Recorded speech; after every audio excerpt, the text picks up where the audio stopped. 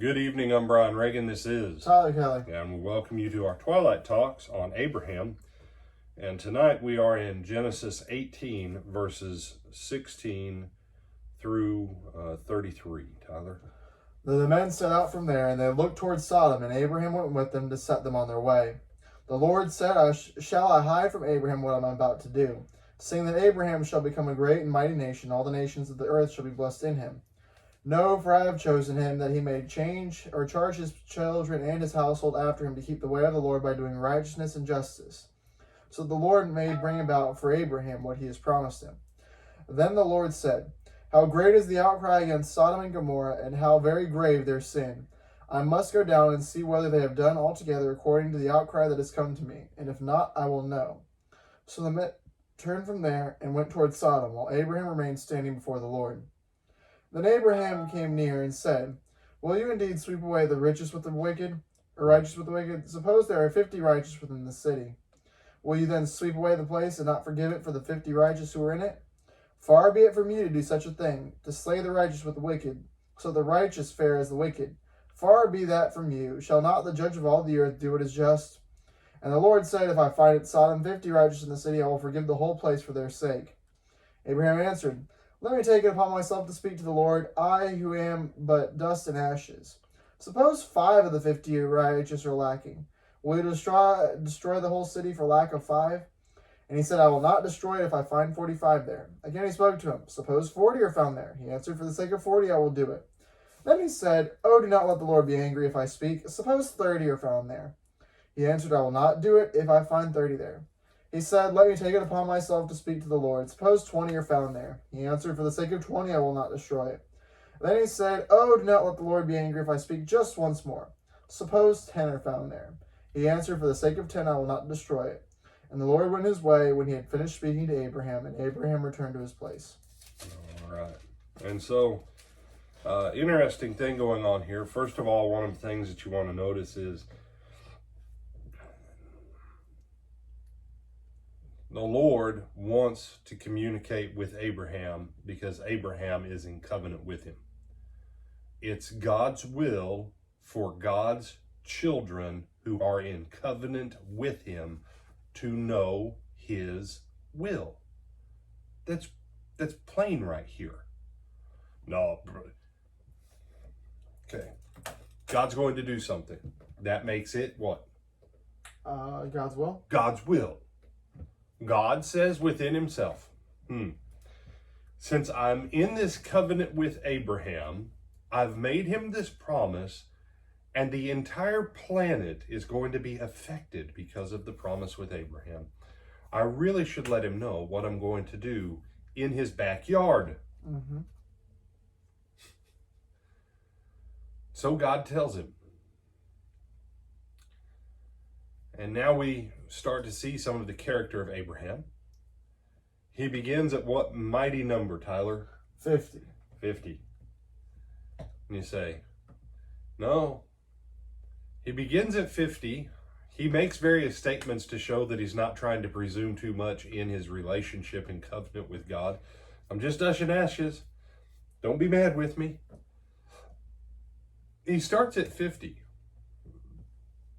Tyler, suppose there are 50 righteous people in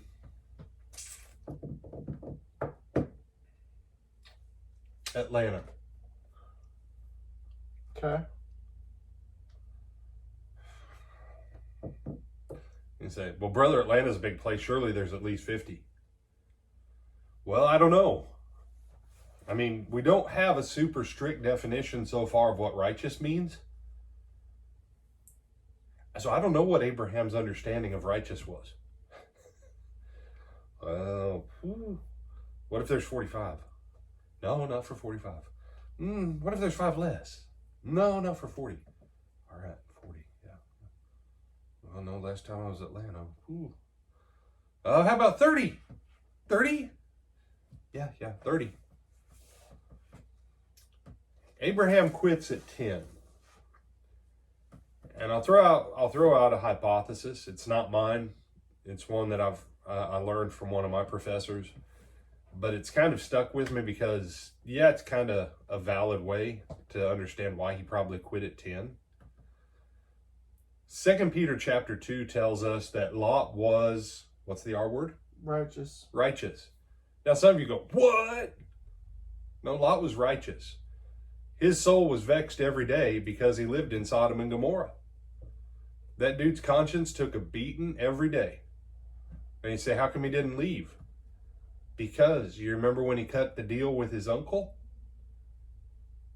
He said, I'll take the good land toward the cities that have good prosperity and industry. And Abraham said, that's yours then, bud.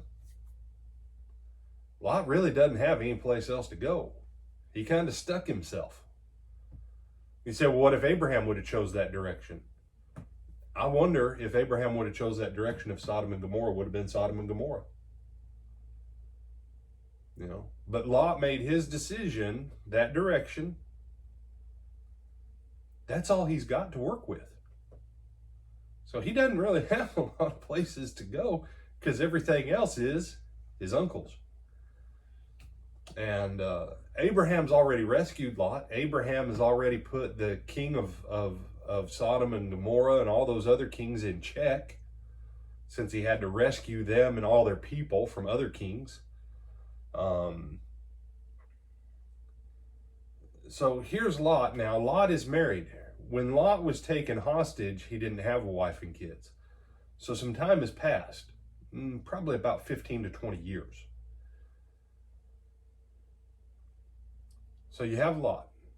So if I'm Abraham, I'm counting. Okay, Lot. Keep count with me, Tyler. Lot. Mrs. Lot. Mrs. Lot. Daughter 1. Daughter 1. Daughter 2. Daughter 2. So close to being married, engaged, husband 1. So close to being engaged, married, husband 2. You say, well, brother, that's 6 right there. Okay. So 6, and we don't know, maybe there was like Lot's sister-in-law or maybe a mother-in-law or something like that. Maybe a couple servants. Surely there's at least 4 other people in Lot's house that aren't evil. Surely. So Abraham quits at 10.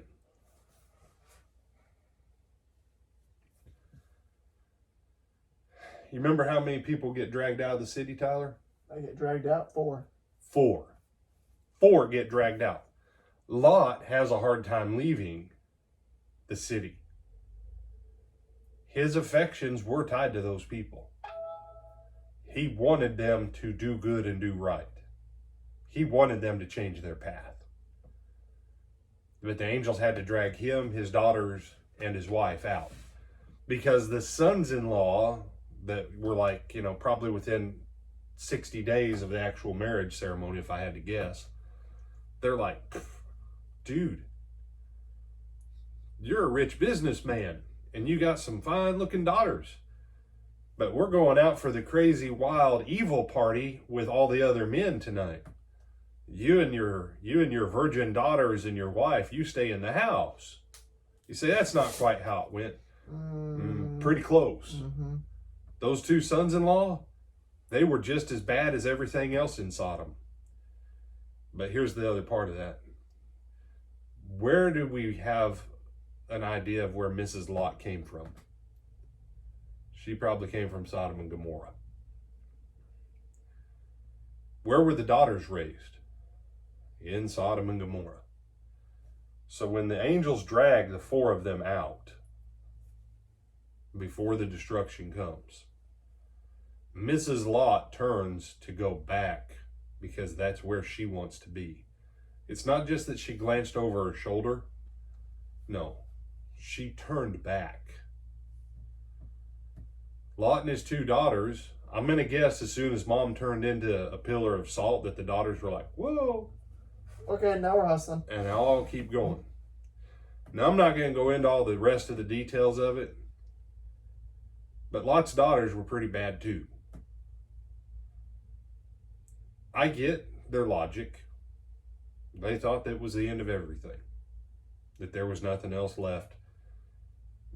And they tried to rationalize in the best way that you can in Sodom and Gomorrah how to make things keep moving forward. Abraham quit at 10. How far should Abraham have gone? Either to 1 or 0. Either to 1 or 0.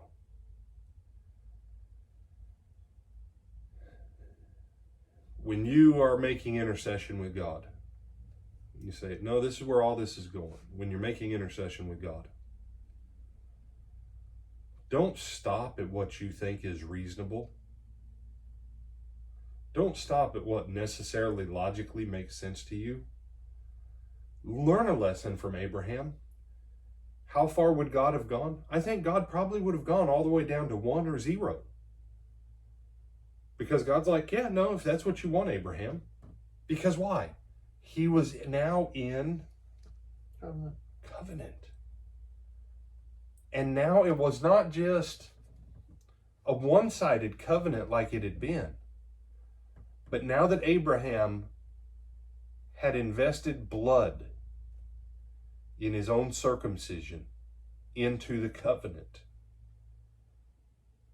there was now blood on both sides of this equation, that God's promise and blessing to Abraham has to come to pass in that way.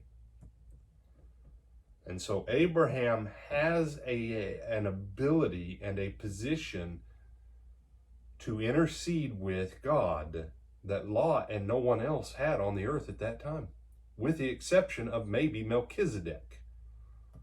Because Melchizedek was probably Noah's son Shem. Because Melchizedek outlives Abraham by over another 100 years. And that coincides with the length of the life of Shem, but that, Melchizedek's a different story. Abraham had a special place. You and I as Christians, Galatians 3:13 and 14, we have a position greater than that of Abraham because of the sacrifice of Christ. You have some other thoughts? No, sir. With that, we bid you good evening. Lord willing, we'll see you tomorrow night. Well, we'll see you in the morning, Lord willing.